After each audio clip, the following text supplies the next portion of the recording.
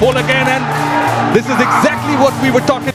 এবার যেন বাংলাদেশের ওপেনিং পজিশন থেকে এমনকি বাংলাদেশের অধিনায়কত্ব থেকে বাদ একেবারে নাজমুল হাসান শান্তর মতো বাজে অধিনায়ক, তার পরিবর্তে যেন বাংলাদেশের অধিনায়ক হয়ে আছে বাংলাদেশের হার্ড হিটার ব্যাটসম্যান এমনকি অভিজ্ঞ ক্যাপ্টেন তামিম ইকবাল।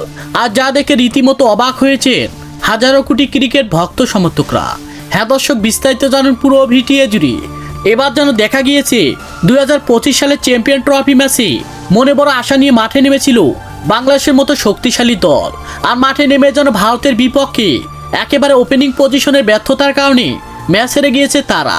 এরপর যেন দেখা গিয়েছে দ্বিতীয় ম্যাচও নিউজিল্যান্ডের বিপক্ষে ওই একই কাহিনী করে ম্যাচ হেরেছে বাংলাদেশের মতো দল। আর এমন ম্যাচ হারার পরে যেন একেবারে রেগে আগুন হয়ে গিয়েছে বাংলাদেশের বিসিবিরা। কারণ হলো যে দেখা গিয়েছে নাজমুল হাসান শান্ত যেন বাংলাদেশের জন্য কিছুই করতে পারেনি তিনি, আর তাই নাজমুল হাসান শান্তর পরিবর্তে বাংলাদেশের অধিনায়ক হয়ে আছে বাংলাদেশের hard hitter batsman Tamim Iqbal. আর যা দেখে রীতিমতো অবাক হয়েছে হাজারো কোটি ক্রিকেট ভক্ত সমর্থকরা। তো দর্শক, আপনারাও কি চান বাংলাদেশের ওপেনিং পজিশনে এমনকি ক্যাপ্টেন্সির দায়িত্ব তামিম ইকবালকে দেওয়া হোক? সে বিষয়ে আপনাদের গুরুত্বপূর্ণ মতামত জানাবেন আমাদের ভিডিওর কমেন্ট বক্সে। ধন্যবাদ।